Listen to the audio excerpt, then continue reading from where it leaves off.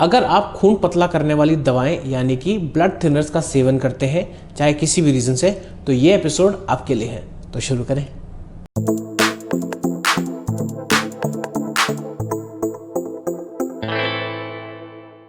नमस्कार, मेरा नाम है डॉक्टर रुद्रमोहन और मैं हूं आपका जानकार दंतकार। आज ओरल हेल्थ चैनल के माध्यम से आज हम बात करेंगे ब्लड थिनर्स के सेवन के बारे में और उसकी डेंटल कंसिडरेशन के बारे में। यानी कि अगर आप ब्लड थिनर्स यानी कि खून पतला करने वाली दवाइयों का सेवन करते हैं तो उससे आपके ट्रीटमेंट पे क्या असर पड़ता है और आपको कौन से प्रिकॉशंस लेने हैं, आज का एपिसोड इसी बारे में है। तो बात करते हैं कि ब्लड थिनर्स क्यों दिए जाते हैं। अगर आप कार्डियक पेशेंट है यानी कि आपको कोई हार्ट प्रॉब्लम है, बीपी की प्रॉब्लम है, आपको स्टेंट पड़ा हुआ है, आपकी बाईपास सर्जरी हुई है या आपको कोई स्ट्रोक हो चुका है, इस चक्कर में ताकि आपका खून पतला रहे और कहीं क्लॉट ना बन जाए, उसकी वजह से आपको ब्लड थिनर्स दिए जाते हैं। ऑल्सो बहुत जगह ऐसा होता है कि कुछ लोगों को अगर बीमारी होती है जैसे कि डायबिटीज़ में भी ये प्रॉब्लम होती है कि स्ट्रोक और इन सब का रिस्क बढ़ जाता है। इसीलिए जो है blood thinners as a prophylactic measure मतलब प्रिवेंटिव मेजर, हम जो है ब्लड थिनर्स जो है जो डॉक्टर्स होते हैं वो जो है आपको प्रिस्क्राइब करते हैं और इनके डिफरेंट टाइप्स होते हैं, डिफरेंट डोजेज होते हैं डिपेंडिंग अपॉन आपकी सिविरिटी प्रॉब्लम की कितनी है। तो मार्केट में आपने सुना होगा बहुत सारे ऐसे ब्रांड्स हैं जैसे कि इकोस्प्रिन है, एस्प्रिन हो गया, आपका क्लोपिवाज हो गया, क्लोपिडोग्रेल हो गया, बहुत सारे ऐसे जो हैं आपके ड्रग्स हैं जो ब्लड थिनर्स होते हैं और उसमें हो सकता है और भी कोई कॉम्पोनेंट हो जिसकी वजह से आपका खून पतला हो जाए। आज का एपिसोड इसी चीज़ के बारे में है कि अगर आपको कोई भी डेंटल सर्जरी करानी है, चाहे एक्सट्रैक्शन हो, इम्पैक्शन हो या इम्प्लांट सर्जरी हो या गम सर्जरी हो, आप उसके लिए एक रिलेटिव कॉन्ट्राइंडिकेशन बन सकते हैं। रिलेटिव कॉन्ट्राइंडिकेशन का मतलब ये है कि आपका जो है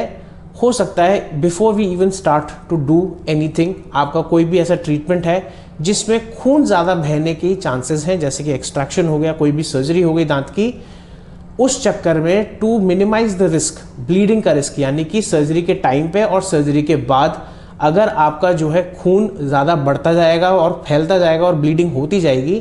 तो सर्जरी कॉम्प्लिकेट हो सकती है, which can also turn into a life threatening complication. मैं इसके बारे में बहुत ज़्यादा जो है तवज्जो इसलिए दे रहा हूँ क्योंकि बहुत सारे पेशेंट्स इस चीज़ को इग्नोर कर देते हैं। मैंने ये नोटिस भी किया है, जो डायबिटिक पेशेंट्स होते हैं, बीपी वाले पेशेंट होते हैं, उनको प्रोफिलैक्टिक मेजर में अराउंड 75 या 150 mg जो है एस्प्रिन या इकोस्प्रिन जो भी आप बोल लीजिए वो देते हैं और वो इग्नोर कर देते हैं। आप समझिए अगर आपने ये अपनी सारी मेडिसिन हमें नहीं बताई और हमने एक्सट्रैक्शन करना शुरू किया, मान लीजिए चाहे इंट्रा ऑपरेटिवली यानी कि ऑपरेशन के टाइम पे या सर्जरी के टाइम पे आपके जो है ब्लीडिंग नहीं हुई, लेकिन उसके बाद जब आप घर गए ब्लीडिंग रुकेगी नहीं, तो फिर आप घबरा जाएंगे, ऑब्वियसली फिर आप बोलेंगे कि डॉक्टर साहब ने ये क्या कर दिया। इसलिए बहुत ज़रूरी है कि आपको सबसे पहले कोई भी ऐसी चीज़ है, कोई भी इन्वेजिव प्रोसीजर यानी कि कोई भी चीज़ जिसमें सर्जरी हो या खून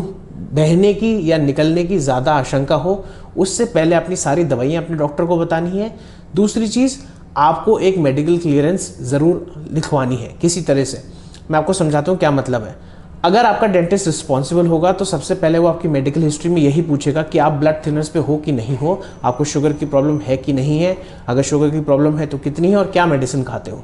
आपको ये समझना बहुत ज़रूरी है, जब तक मेडिकल क्लियरेंस हमारे हाथ में नहीं होगी, यानी कि आपके जो फिजिशियन है या आपके कार्डियोलॉजिस्ट हैं वो जो है क्लियर कट नहीं बोलते कि क्या करना है क्या नहीं करना है। डिफरेंट केसेस में डिफरेंट सिनेरियोज होते हैं।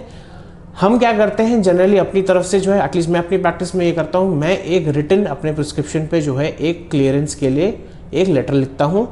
आपके जो भी फिजिशियन या कार्डियोलॉजिस्ट हैं, जिसमें उनसे पूछ लेता हूँ कि वो बता दीजिए कि उनका स्टेटस यानी कि आपका स्टेटस क्या है और हम किसी तरीके से जो है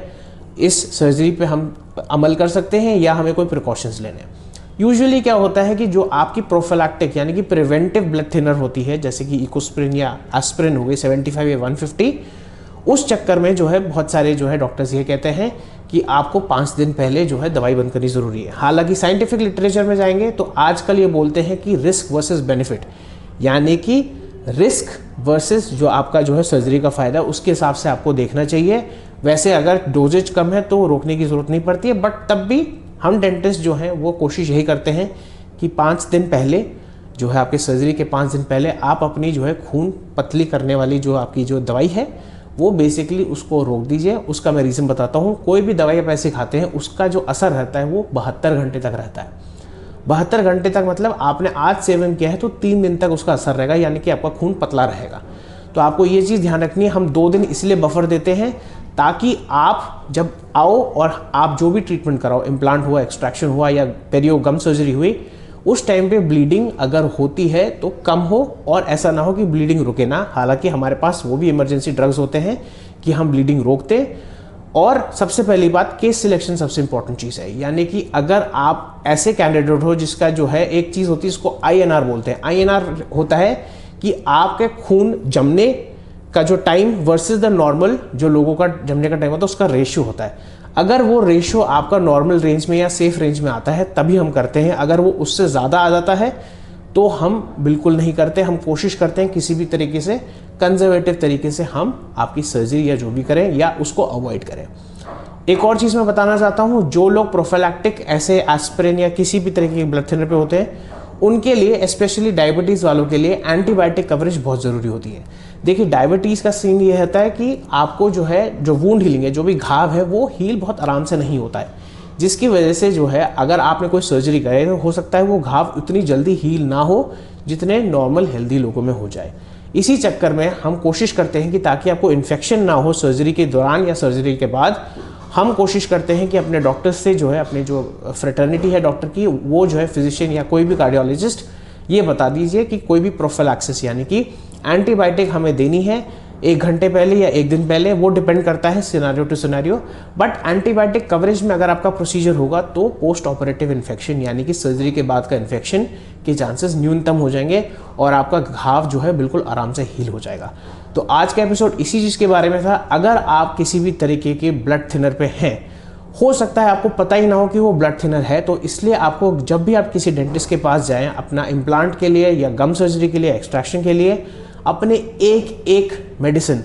को जो है दिखाइए, उनको बताइए। बेस्ट ऑप्शन है या तो प्रेस्क्रिप्शन ले जाइए अपने साथ में या सारी मेडिसिन ले जाइए जो आप जो है खाते हैं। उससे डॉक्टर को ये पता चल जाएगा कि आप कौन कौन सी दवाइयों का सेवन कर रहे हैं, और कोई भी खून पतली करने वाली जो है आपकी दवाई है वो बेसिकली अगर होगी तो उसके बाद हम क्लियरेंस लेंगे एंड उसके बाद we will go forward with the procedure. तो आज के लिए इतना एपिसोड था, और प्लीज़ लाइक शेयर सब्सक्राइब करिए और हमें जो है फीडबैक दीजिए अपना ऑनेस्ट, शेयर करिए। ये सीनियर सिटीजन्स के लिए बहुत इंपॉर्टेंट एपिसोड है क्योंकि आप सब लोग दवाई ज़रूर खाते हैं। India is the diabetic capital of the world, तो मोस्ट लाइकली आप ब्लड थिनर पे होंगे, इसलिए जो है इसको जितना शेयर कर सकते हैं लाइक करिए, सब्सक्राइब करिए और हमें